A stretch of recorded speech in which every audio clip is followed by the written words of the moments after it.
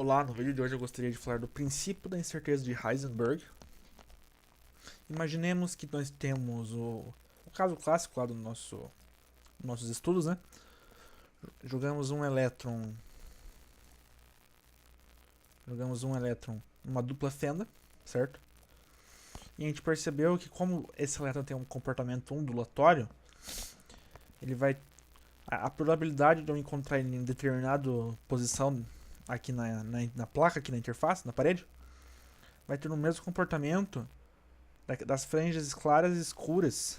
Lá quando eu jogava uma luz aqui e acontecia aquele comportamento de difração e interferência, né? Certo?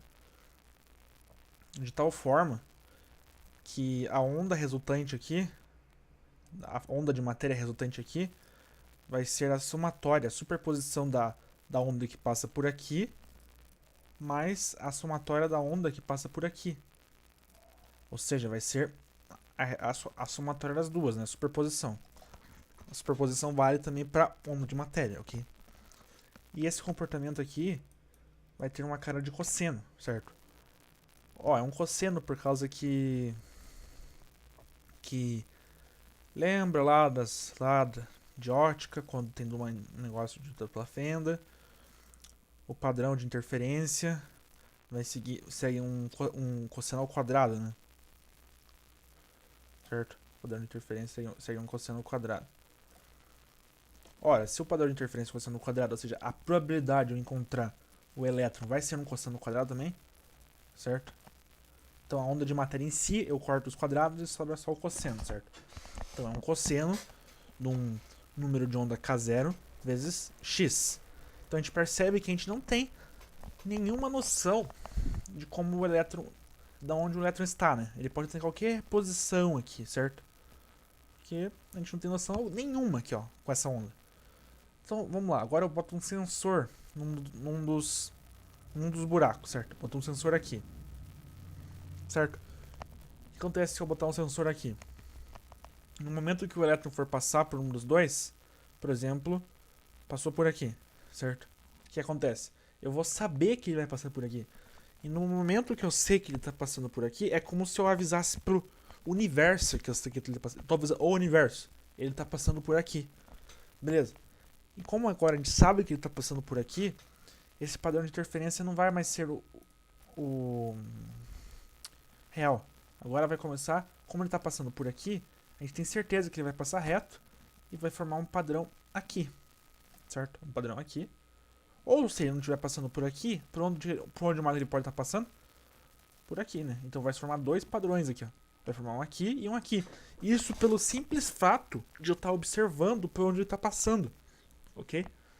Então no momento que eu identifico por onde ele está passando, eu colapso a função de onda de tal forma que a função de onda nova vai ser um delta de Dirac, certo? Onde o delta de Dirac, para quem não conhece, lá do cálculo 4, né, é uma função que ela vale 1, dependendo da interpretação que você está enxergando, tá? Tem outras que dizem que é infinito, mas como a gente está pensando numa densidade de probabilidade, é 1, tá? É 1 quando x vale 0. E vale 0 para caso contrário, né? Para caso x diferente de 0. Então essa função aqui, ó, vale 1. De tal forma que quando então se x menos x é quando x menos x0 vale 0. Ou seja, quando x for igual a x0, ela vale 1. Então eu vou ter esse novo padrão de função de onda aqui, ó. Certo seria ter mais um aqui, né? Que está passando pelas dupla fenda, mas vamos só ficar com esse cara aqui, né? Só para facilitar a nossa análise. Bacana, bacana. Ok. Ok. Vamos botar mais um cara aqui. Aí que fica melhor. Ok, então vai ter dois. Vai ter 1 em menos x0 também, né? Certo? Vai ter 1 em menos x0. Ok. Vão ser dois padrões, né? Um aqui e um aqui. Eu colapsei minha função de onda. Eu sei que tá aqui ou aqui. Bacana. Mas, o que aconteceu com o momento linear dessa partícula? Certo? Ora, para a gente entender o que está acontecendo com o momento linear, a gente precisa voltar lá para transformar de Fourier. Certo? Então a gente vai analisar o que é uma transformada de Fourier. Uma transformada de Fourier é uma transformada que passa uma função do domínio do tempo para o domínio da frequência, e a transformada inversa de Fourier passa do domínio da frequência para o domínio do tempo. Ou seja, essa aqui é a transformada de Fourier e essa aqui é a transformada de Fourier inversa. Ok? Ó, passa do domínio da frequência para o domínio do tempo e passa do domínio do tempo para o domínio da frequência. Isso aqui é do tempo para a frequência. Mas perceba que existe uma simetria aqui entre frequência e tempo e número de onda e espaço, certo? Ó, é a mesma análise, ó. Tem uma simetria aqui entre kx e ômega t. Então, pela simetria, eu posso trocar tudo que tem ômega aqui por k e tudo que tem aqui t, posso trocar por x nessas duas, certo? E a gente obtém essa transformada de Fourier do domínio do comprimento de onda para o domínio do espaço e vice-versa. Onde essa aqui é a transformada de Fourier para o domínio da função do número de onda e essa aqui é para o domínio do espaço. Mas eu quero analisar o momento. E a gente sabe que o momento, na quântica, é constante de Planck, é h cortado, vezes o número de onda. Isolando o número de onda, a gente vê que é momento sobre h cortado, e o diferencial de número de onda é dp sobre h cortado. Realizando aqui a substituição, certo? Aqui vai ficar dp sobre h cortado, então vai cair um h cortado aqui para frente. Tudo que tem número de onda eu vou trocar por p sobre h cortado. E a gente obtém essas transformadas de Fourier do domínio do espaço para o domínio do momento e do domínio do momento para o domínio do espaço. Então a gente consegue ter uma ideia de como funciona em cada... Como que minha função de onda se comporta no espaço e como ela se comporta no momento. Ok? Então é isso que a gente vai fazer com as nossas duas funções. Primeiramente, um cosseno. Como que essa função cosseno se comporta no domínio do momento? Ora, para isso a gente faz a transformada de Fourier. E a transformada do cosseno,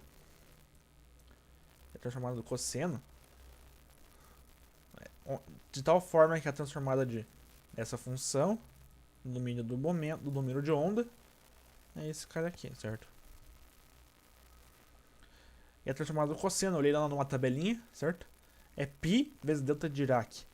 Momento é número de onda menos o número de onda do nosso cosseno, esse cara aqui, né? Mais delta de Dirac, momento mais momento da função original. Onde esse momento aqui é uma variável, né? Esse número de onda aqui é uma variável, certo? Uma variável lá no domínio do número de onda, certo? Então essa minha função aqui, ela vai valer π, certo? Π quando for k0 e menos k0, né? Porque quando tudo isso aqui vale 0. E passando para o domínio do momento, lembrando que a probabilidade de delta de Dirac, se for uma A vezes x, isso aqui é a mesma coisa que delta de Dirac sobre x, de x sobre o módulo de A. É uma propriedade, tá? Olha na Wikipedia depois que vocês vão ver. Não vou deduzir aqui agora não, tá? No objetivo do vídeo. Eu obtenho essa função no domínio do momento. De tal forma que essa aqui vai ser o aspecto. Então perceba que quando eu não tenho certeza nenhuma da posição da minha partícula, eu tenho um momento muito bem definido. Ó, eu sei que o meu momento vale P0. Ó, perceba isso. Ele está muito bem definido aqui. Ok? Bacana, bacana. E agora, vamos ver quando a gente colapsou a função de onda. A gente colapsou a função de onda. Então ela virou um delta de Dirac, né? A gente colocou... onde eu coloquei aquilo? Pera aí. Eu me perdi aqui, gente. Ó, a gente colapsou a função de onda, certo? Ficou essa função aqui. De tal forma que ficou agora... Eu coloquei mais um termo ali, né? Pra ficar parecido com o desenho. Esses dois termos aqui, certo? Então, quando eu for transformar essa função... Se a minha função agora é isso aqui... Quando eu for transformar essa função... A transformada desse termo aqui vai ser... Eu olhei numa tabela também, tá? Mais... E... na JKX0. Perceba que isso aqui é exatamente a definição do cosseno, né? Isso aqui é 2 vezes o cosseno. Então eu posso trocar tudo isso aqui. Eita, aqui tá ficando amarelo. Peraí, tirar esse amarelo. Tudo isso aqui se eu dividir por 2, multiplicar por 2.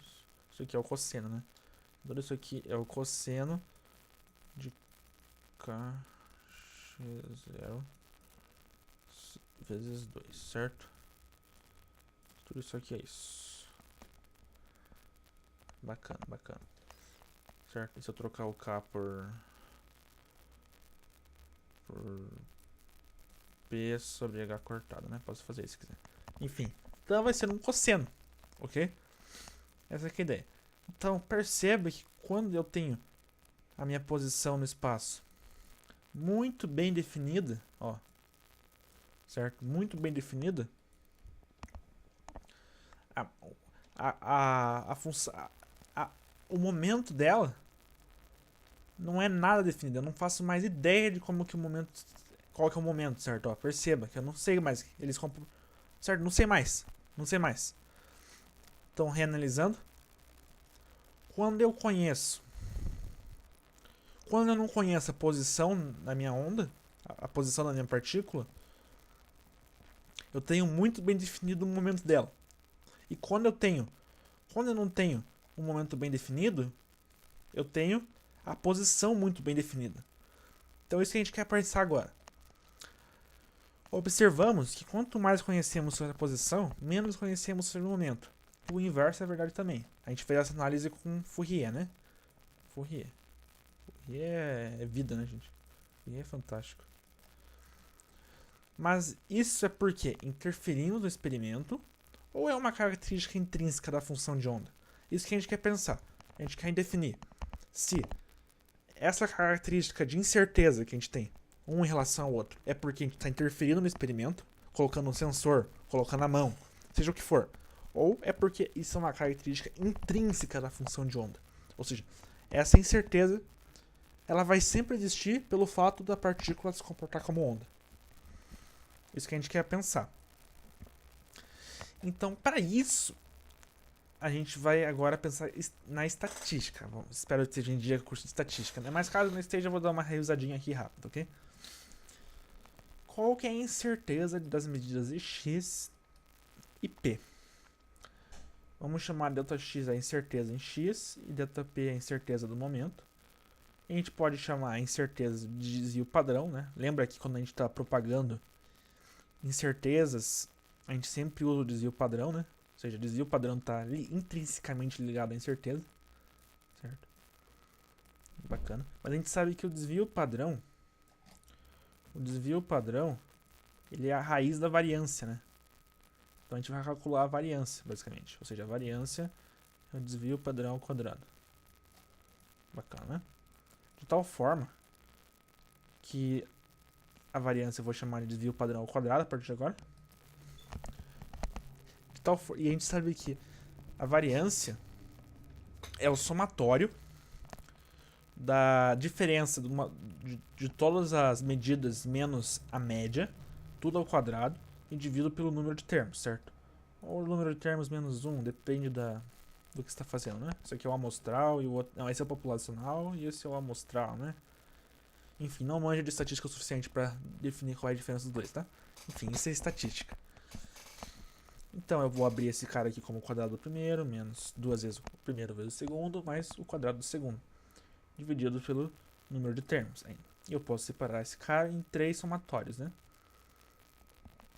Separando esse cara em 3 somatórios, temos esse primeiro somatório, onde isso aqui é exatamente a definição de média, só que é a média dos termos ao quadrado, né? Certo? Perceba isso.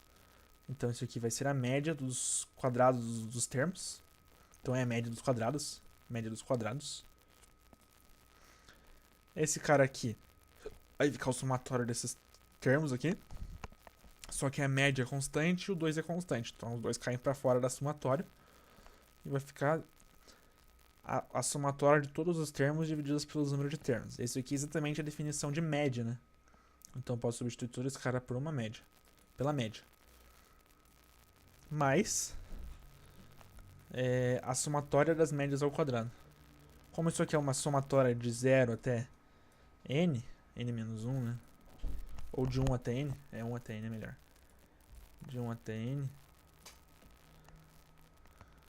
De 1 até n. Quando for fazer esse somatório, vai ser o quê?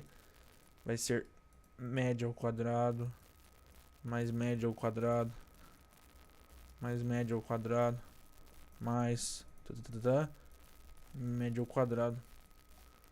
N vezes, né? N vezes. Então isso aqui é exatamente igual a n vezes a média ao quadrado, divididos por n. Então corta n com n. Isso aqui é a média ao quadrado.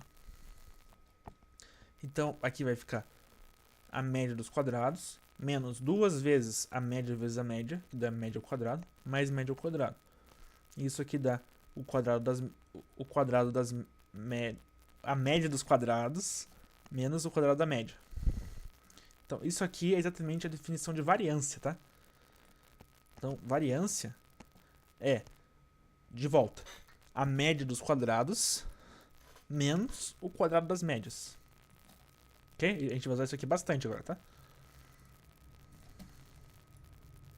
A gente vai usar isso aqui bastante. Deixa eu circular aqui. Variância. Por que a gente quer fazer isso? Porque variância é o quadrado do desvio padrão, e o desvio padrão está associado com a incerteza, né? Bacana. Só para resumir. Agora, a gente vai definir a função de onda no espaço e sua transformada no momento, ok? Vamos lá, chamar de sigma x e... Não, vai lá. Eu não sei o nome desse cara aqui. É aquele negocinho do... Enfim. Função de onda no espaço e função de onda no momento, certo? É um par de transformada aqui, tá? É um par de transformada. É um par de transformada. Um par de transformada. Bacana. Tá. Beleza. De tal forma que são par de transformada, então a função em P é a transformada da função no domínio do espaço, né? Que é a definição de transformada. Faltou um dx aqui, né? E a função no espaço é a transformada inversa da função no domínio do momento. Aqui faltou um momento, né? Ok. Bacana. Isso aqui é importante também. A gente vai usar isso aqui depois. E, de tal forma, então, se a variância é a média dos quadrados menos o quadrado da média, lembrando que a média numa função contínua é a mesma coisa da esperança, né? Então, a esperança é a média de uma função contínua. Deixa eu definir aqui a esperança. Esperança, de tal forma que a esperança é a média de uma função contínua. Se eu tenho uma função contínua, sei lá, assim, eu posso calcular a esperança de tal forma como esperança de x é tal que ela é calculada como a integral em todo o domínio de x vezes a probabilidade de x dx. E a grande vantagem é que a gente já sabe qual é a probabilidade, né? A probabilidade é exatamente a nossa função de onda ao quadrado, né? Ou seja, a função de onda vezes o conjugado dela. Legal? Essa é a nossa vantagem aqui, então a gente vai usar isso. Então, a média dos quadrados vai ser x quadrado, lá na definição, vezes a probabilidade, que a gente definiu que a gente sabe que é isso, dx, menos o quadrado da média, certo? X vezes a probabilidade dx. E a mesma coisa pro momento, mesma fórmula, ó. Só que pro momento, daí a gente usa a função no domínio do momento. Ok? E pensando... Deixa eu apagar isso aqui no lado aqui. Isso aqui é uns negócios que eu tava pensando aqui. Tá, e pensando. E a gente vai fazer um caso especial que a média vai dar 0. É como se eu estivesse pegando. É como se eu estivesse pegando. Vamos colocar essas coisas aqui. Nossa senhora. É como se eu estivesse pegando. É como se eu estivesse pegando. O que é a média? A média eu vou integrar todo o domínio. Em todo o domínio. X. Ou seja, isso aqui é a função x. Isso aqui é a função x, certo? Isso aqui é x, né? Obviamente. Isso aqui é x. Essa aqui é a função x, ok? E essa aqui é a minha função de onda ao quadrado, a probabilidade. Vamos pensar. É esse cara aqui, ó.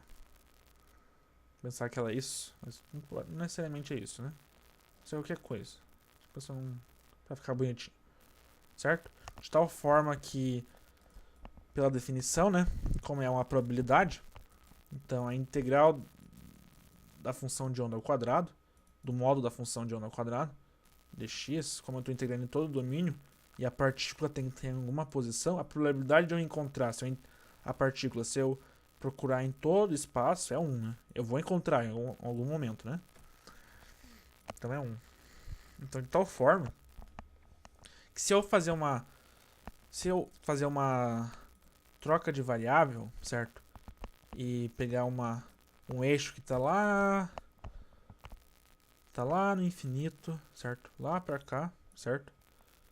E for realizar essa média vai tender a 0, certo? Porque esses caras estão muito longe, certo? Concorda comigo? Porque se eu for lá no infinito, a minha função de onda vai estar aqui, tendendo a muito a 0, né? E meu x vai estar lá grande, mas a função de onda decai mais rápido que o x. Então esse cara aqui, a média vai tender a 0 se eu fizer essa troca de variável, né? Enfim, é só um caso específico, tá?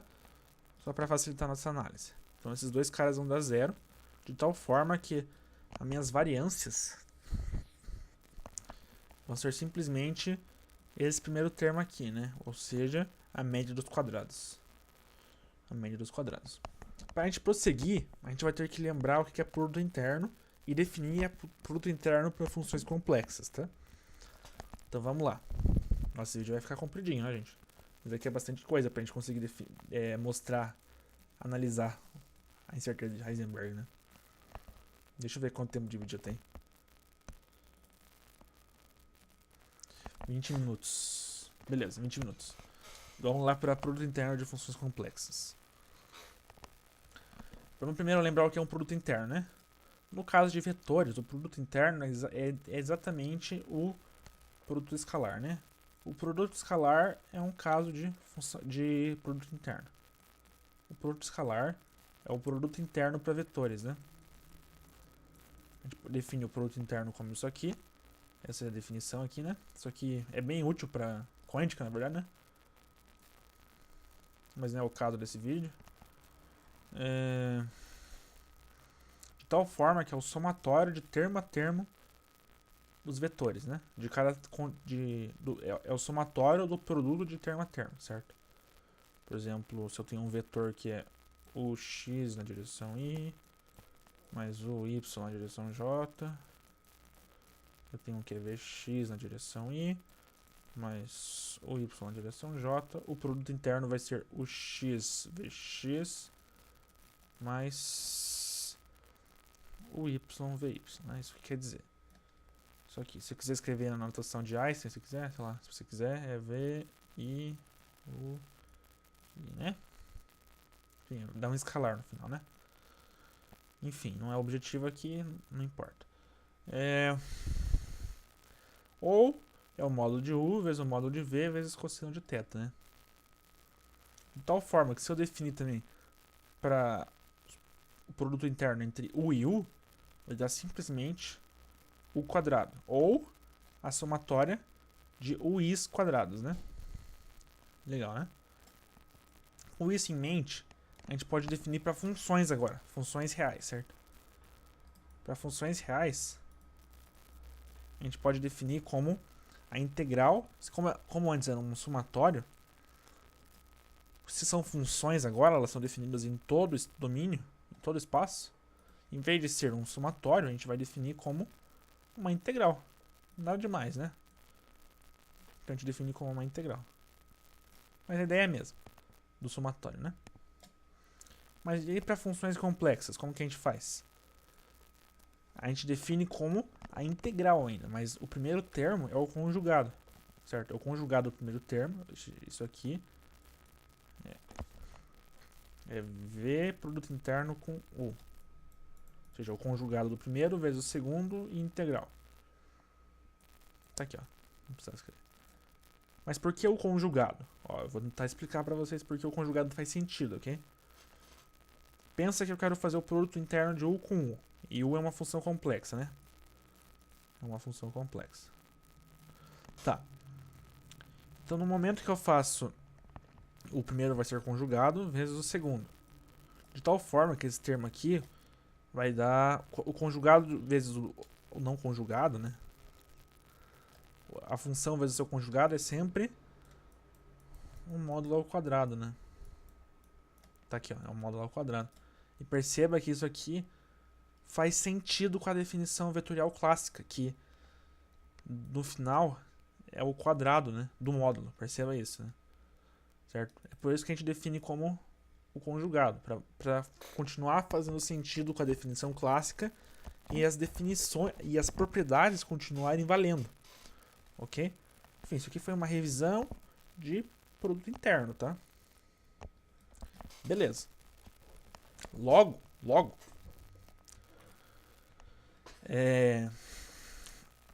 nossos desvios padrões, nossas variâncias, nossas equações. E perceba que eu posso abrir esse termo aqui como a função de onda conjugada vezes a função de onda. De tal forma que eu posso escrever todo esse termo aqui como x vezes o conjugado vezes x vezes a função não conjugada. E isso aqui bate exatamente com a definição de produto interno de funções complexas, né? De tal forma que meu f de x é x função de onda em x. De tal forma que se eu for fazer essa operação aqui, isso aqui vai dar o conjugado do primeiro, que é x, o conjugado de x é x, né? Vezes o conjugado da primeira função, vezes o conjugado do segundo, que é x, dx. E percebe que isso aqui é exatamente isso aqui, né? Então eu posso definir a variância de x como o produto interno de f com f. E é a mesma coisa para a variância no momento, né?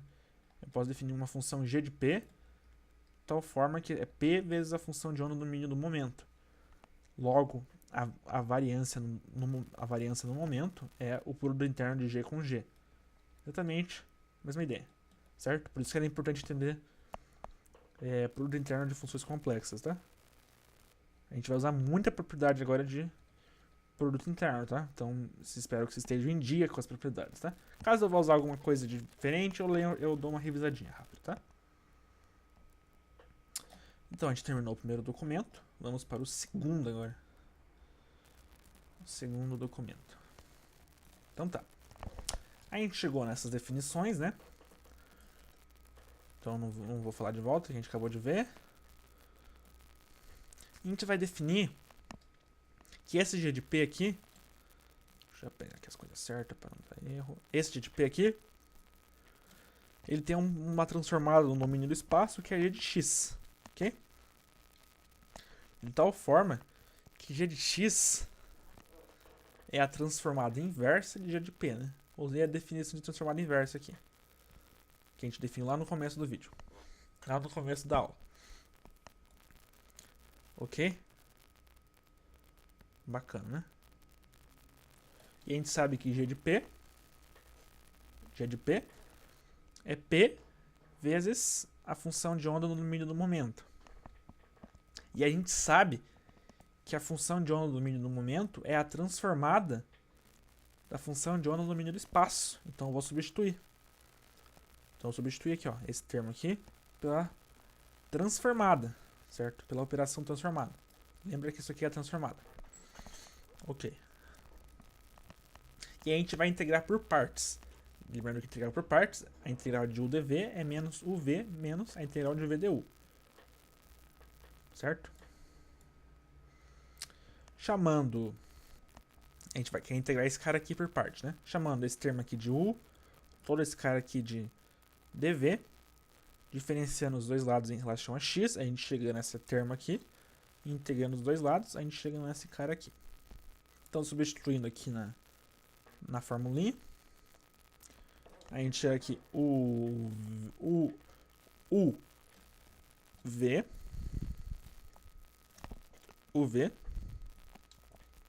menos v du, certo?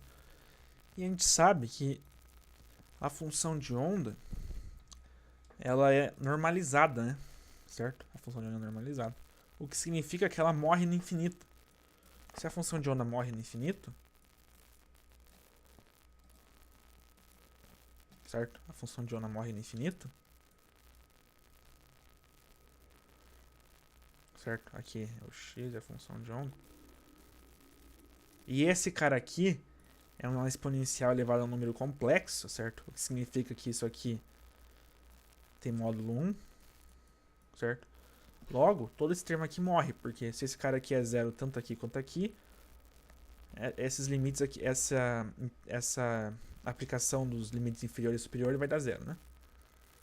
Só vai sobrar esse segundo termo, que é exatamente isso aqui. Segundo termo, né? Bacana. Então, a gente pega o segundo. Deixa eu ver onde eu continuo aqui para não me perder. Tá, a gente chegou aqui, então, g de x. G de x, então, é aquele cara vezes p, vezes aqui, todo aquele termo que sobrou, vezes o resto, né? Eu corto momento com momento. E vou colocar menos j, h cortado, porque são constantes, né? Pra fora. Eu poderia cortar h cortado com h cortado, né? Mas eu não vou fazer isso, vocês já vão ver por quê. Não vou cortar. Então, vai sobrar exatamente esse cara aqui, ó. Ó, não cortei, tá? E perceba que tudo isso aqui é a definição de transformada de Fourier, aplicando nessa função aqui, ó. Então, tudo isso aqui é a transformada de Fourier dessa função. Mas, tudo isso aqui fora é a transformada inversa de Fourier dessa função aqui, certo? Da transformada direta. Então, a transformada inversa da transformada direta é exatamente a própria função, né? Certo? Eu estou indo para o domínio do momento e voltando para o domínio do espaço, da mesma função.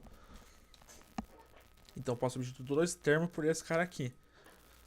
O que nos dá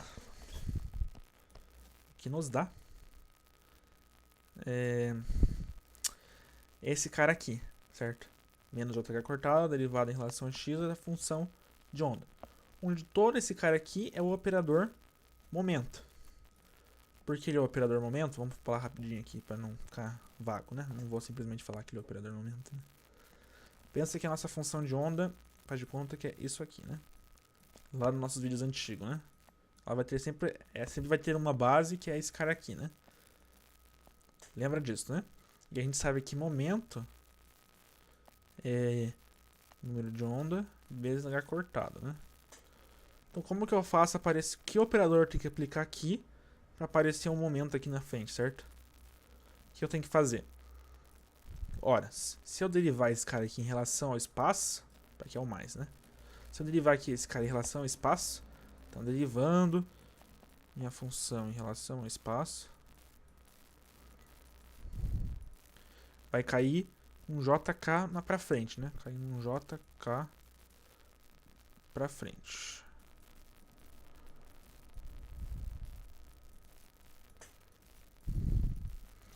Mas eu quero que apareça um H cortado, certo? Então eu multiplico nos dois lados por H cortado. H cortado. E eu quero que esse J suma, né? Esse J soma. Então eu multiplico por J nos dois lados. J com J dá menos 1. Agora eu quero que esse negativo soma, né? Suma. Então eu multiplico por menos 1 nos dois lados, né? Tchan, tchan. Certo? Então todo esse cara aqui ficou um KH cortado vezes a função de onda, né? Isso aqui é o momento, né? Então você percebe que todo esse cara aqui realmente é o operador momento, né? Igual a gente viu lá nos outros vídeos lá, que tinha o operador energia cinética, o operador energia total, e agora o operador momento a gente definiu, tá? O operador momento é todo esse cara aqui. Logo, o operador momento é todo esse termozinho aqui. É esse termo aqui, aplicado na função de onda, certo? Aplicado na função de onda. Então a gente sabe agora que f de x é x vezes a função de onda, e g de x é o operador momento aplicado na função de onda. Beleza? Esses caras são importantes. Eu coloquei aqui o operador espaço, certo? Porque o x é o próprio operador espaço. Mas não faz mal, não importa isso, tá? O importa é o operador momento aqui, tá? Então temos mais um operador aqui colocado na nossa lista de operadores quânticos, tá? A gente já definiu o operador energia cinética, o operador energia total. E agora a gente já definiu o operador momento. Bacana. Então, peraí que eu já volto. Vou ver um negócio rapidinho aqui. Tá, vamos lá. Eu fui checar o tempo aqui. Então, a gente definiu aqui as funções, né? Bacana. Então, a gente definiu o f de x. E a gente definiu o g de x, né? G de x.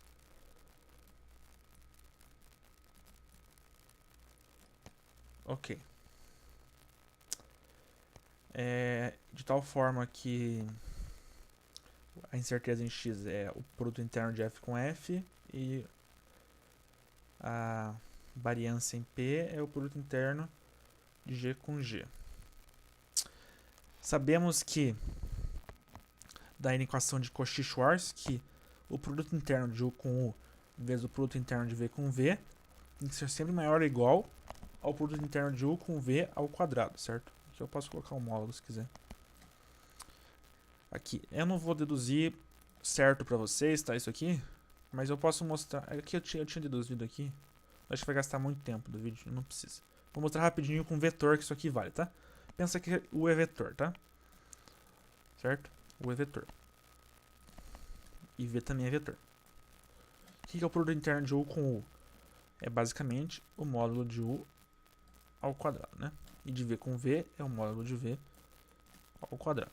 Isso aqui tem que ser maior ou igual a u com o produto interno de u com v. O que é isso? É módulo de u vezes módulo de v vezes cosseno do ângulo entre eles. Tudo ao quadrado, né? Então, ao quadrado, ao quadrado, ao quadrado. Certo? E cosseno ao quadrado fica sempre entre 0 e 1, né? Certo?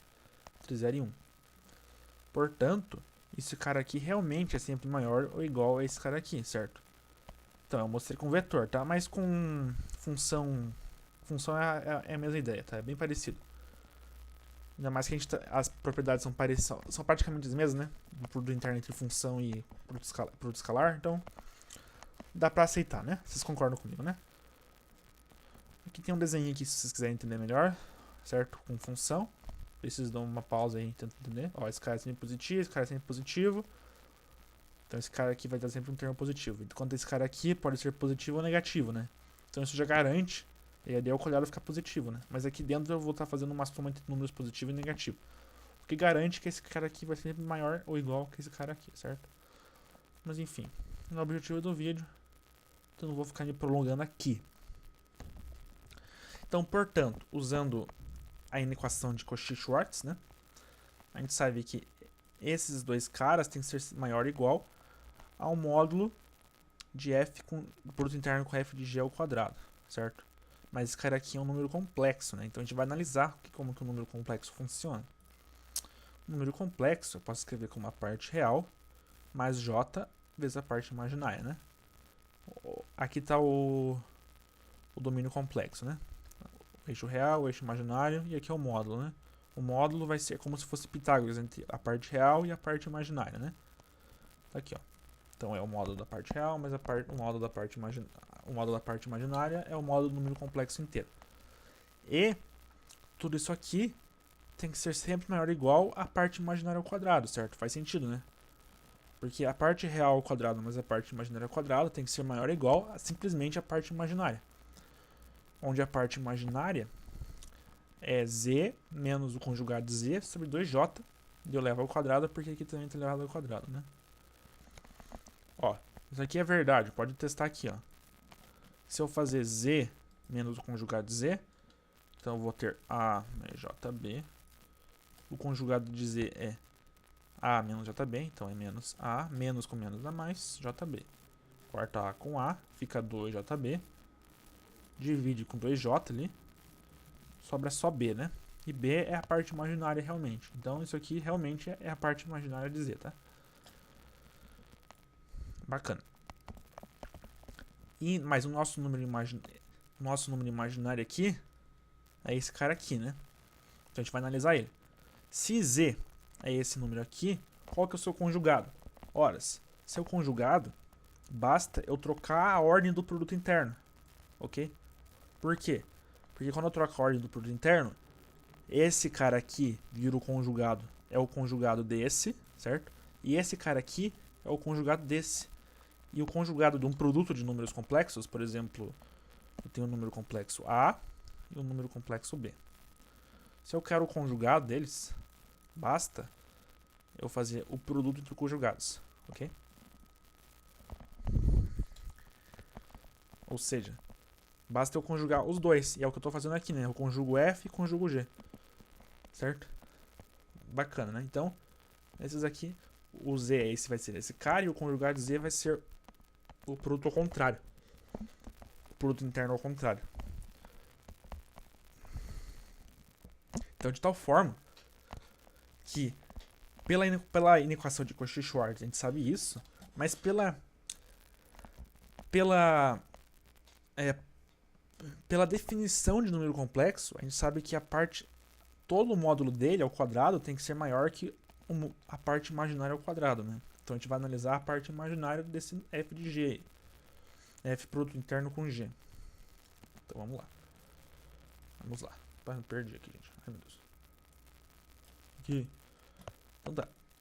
Então esse cara aqui é a parte imaginária de f produto interno com g. De tal forma que f de x é x vezes a função de onda. E seu conjugado vai ser o conjugado, basta eu conjugar os dois, né? O conjugado de x é x e o conjugado da função de onda é a própria função de onda. Não, é a função de onda conjugada, né? Certo? E g de x é p conjugado com a função de onda. Não, é p aplicado na função de onda. Operador p aplicado na função de onda. De tal forma que se eu quiser o conjugado, basta eu conjugar os dois. Mas não é tão simples assim, porque eu não sei como que o operador vai operar no conjugado, sendo que ele vai ser conjugado. Vocês entendem isso? Então, para fazer essa análise, eu vou novamente me basear nos produtos internos, certo? Suponha que a gente saiba que o produto interno de U com V é U conjugado com V, certo? Se eu pensar que U é o conjugado do operador P e V é a função de onda, então esse termo aqui vai dar o conjugado de U, é o conjugado do conjugado, então vai dar o operador P. E o V é a função de onda. De tal forma que o conjugado desse número aqui, basta eu trocar a ordem da operação, né? Quando eu troco a ordem da operação, vai ficar o conjugado da função de onda vezes o conjugado do operador, certo? De tal forma que o conjugado do operador é o próprio operador. Ok? Porque o operador ele retorna um número real. Ele retorna um momento. Né? Então, é isso aí. Ok, então. Então, sabendo disso, a gente vai desenvolver esse termo aqui dentro. Ó. Esse termo aqui dentro. A gente vai desenvolver esse termo aqui dentro. Vamos lá, então. Então, já volto. Então, deixa eu ver quanto tempo tem de vídeo ainda. Vamos lá. Tá ficando grande o vídeo, né? Mas acho que... Eu vou ver se eu vou dividir ainda. Então, vai ser esse termo aqui, que é o conjugado do primeiro, vezes o segundo termo, que é esse cara aqui, né? Menos o conjugado do primeiro, vezes o segundo. E perceba que agora o operador momento está aplicado nesse segundo termo, né? Perceba isso. Como essa integral é exatamente a mesma, com os mesmos limites, né? Lembrando que aqui é do menos infinito a infinito. E aqui também. Menos infinito até infinito. Aqui também. Então aqui também vai ser. Eu posso juntar essas duas integrais, né? E lembrando que o operador momento, a gente acabou de definir ali em cima, que é menos jh cortado, derivada com relação a x, certo? Operador momento. Esse aqui é o operador momento em x, na verdade, né? Mas tudo faz.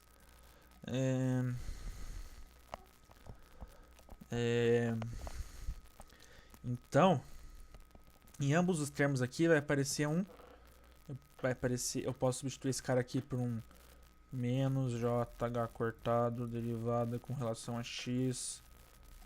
E aqui também menos jh cortado, derivada com relação a x. Então tem menos jh cortado nos dois termos, posso botar em evidência, são constantes, então posso colocar para fora da integral, né? Legal. Daí perceba que aqui vai ficar uma derivada em relação a x, né? Desse cara aqui. E aqui vai ficar uma derivada em relação a x.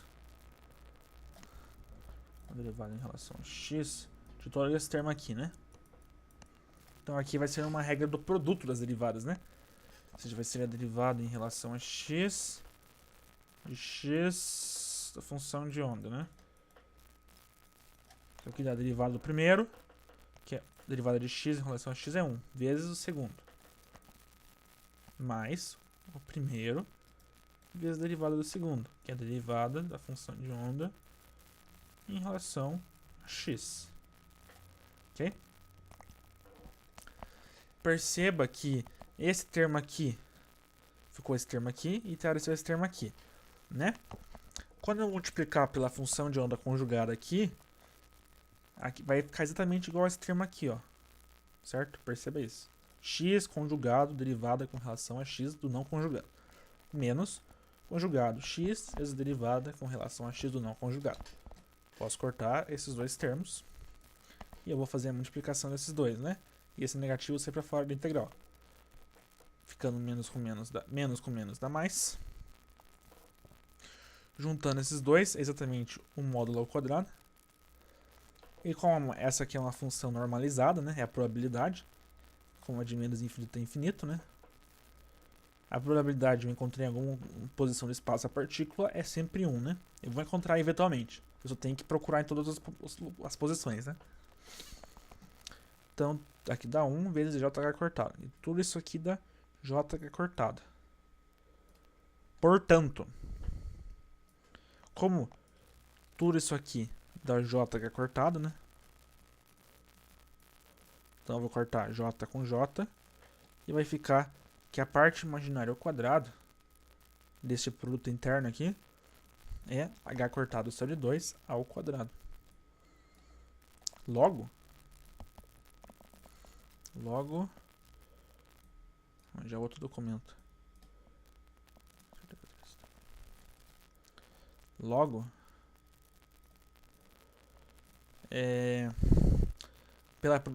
a gente tinha essa equação aqui, né? Que isso aqui a gente viu pela equação de Cauchy-Schwarz. Isso aqui é pela definição do próprio número imaginário, né? E tudo isso aqui é h cortado sobre 2 ao quadrado. Logo, tudo isso aqui tem que ser maior que tudo isso aqui. Certo? E a gente chega nessa equaçãozinha. A gente tira a raiz dos dois lados. Raiz aqui e raiz aqui. E ficou aqui o desvio padrão em x vezes o desvio padrão no momento tem que ser maior ou igual a h cortado sobre 2. Ou, como a gente pode enxergar, que a incerteza em x vezes a incerteza no momento tem que ser maior ou igual a h cortado sobre 2. Então, como a gente chegou no que a gente queria demonstrar, né? Como queríamos demonstrar, essa aqui é a incerteza de Heisenberg, né? Implicações.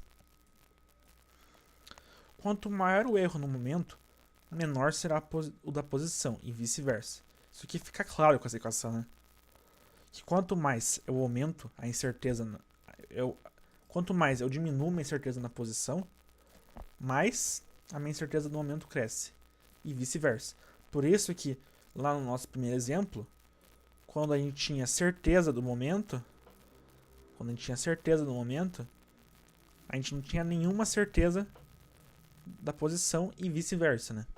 Por causa disso aqui, ó. Perceba que quando a minha incerteza de x vai para zero, esse cara vai para zero, esse cara aqui tem que ir para infinito, né? Então, se eu tenho certeza absoluta da minha posição, a minha incerteza vai para infinito. Eu não sei de nada, de nada, de nada. E o contrário também é verdade. Ok? Então isso aqui é importante. Importante. Isso aqui também é importante. Observe que a dedução só levou em conta a natureza ondulatória das partículas. Certo? Portanto, a incerteza não tem origem devido à medição e interferência externa que realizamos. A incerteza é uma característica intrínseca das partículas. Certo? O que isso significa? Que a incerteza não tem origem no fato de eu ir lá e medir. Mesmo que eu não medisse. Mesmo que eu conseguisse de alguma forma, sei lá, não tem como, né? Mas de alguma forma eu medir sem interferir no sistema ali, certo? Mas, devido a essa natureza ondulatória das partículas, como a gente só levou em conta essa natureza ondulatória, a gente só levou em conta isso na nossa análise matemática, né? Devido a isso, vai ter uma incerteza de posição e momento. Isso é uma característica intrínseca das partículas devido à natureza ondulatória dela. Ok? Isso aqui é importante, tá? Não é devido a coisas externas, é devido à característica intrínseca já das partículas, ok? No momento que eu identifico a posição, é como se eu avisasse pro universo que eu sei onde ela tá. Então, ela não é mais onda, agora ela virou partícula naquele momento, certo? É uma ideia mais ou menos assim, certo? E agora a gente vai olhar um bônus aqui. Outra incerteza de Heisenberg, que é o tempo e energia, certo? Perceba que as transformadas de Fourier para tempo e frequência é aquelas que a gente já analisou lá no comecinho do vídeo, né? E se eu sei que a energia é cortada sobre ômega, isolando o ômega, tirando o diferencial, substituindo aqui e substituindo esse termo aqui e aqui, eu obtenho as transformadas de Fourier do domínio do tempo para o domínio da energia, né? Que é esses caras aqui, ó. Esses termos aqui, ó. Certo? Esses termos. Aqui, ó. E perceba que eles são simetricamente parecidos com as transformadas de Fourier do espaço para o momento, né? Ó, deixa eu dar um zoom aqui para vocês olharem. Perceba a semelhança. O que muda de uma para outra? Que nessa aqui eu troco o momento por energia. E tudo que é momento eu troco por energia. E tudo que é posição eu troco por tempo. Logo, toda aquela análise robusta que eu fiz de matemática, que a gente fez com transformadas de Fourier, estatística, tudo, pode ser feito da mesma maneira para essas duas transformadas de Fourier aqui, ó. De tal forma que, observando a simetria do problema, a gente chega aqui, basta eu trocar aqui x por tempo e p por energia. E essa aqui é uma outra incerteza de Heisenberg, certo? Que quanto maior a incerteza da energia da partícula, menor será a incerteza do tempo e vice-versa. Essa aqui é uma outra incerteza de Heisenberg que também é importante. Normalmente isso aqui é mais mencionado, né? Mas as duas são bacaninhas. Então, eu pulei vários passos só observando a simetria do problema, eu não deduzir de volta, né? Porque seria mais uma hora para deduzir de volta, né? É porque eu fiz a análise utilizando transformada de Fourier. Existe uma análise mais simples para fazer, que é utilizando operadores e básico hilbertiano, mas não é a minha análise, não é o meu foco nesse curso, tá? O foco nesse curso é mais tentar mostrar de onde vêm as coisas, mostrar alguns operadores, resolver alguns problemas de Schroeder no futuro. Vai ser isso, ok? Mas enfim, espero que vocês tenham gostado do vídeo. Foi um vídeo longo, né? Mas eu acho que foi bacaninho. Qualquer dúvida deixe nos comentários. E até a próxima.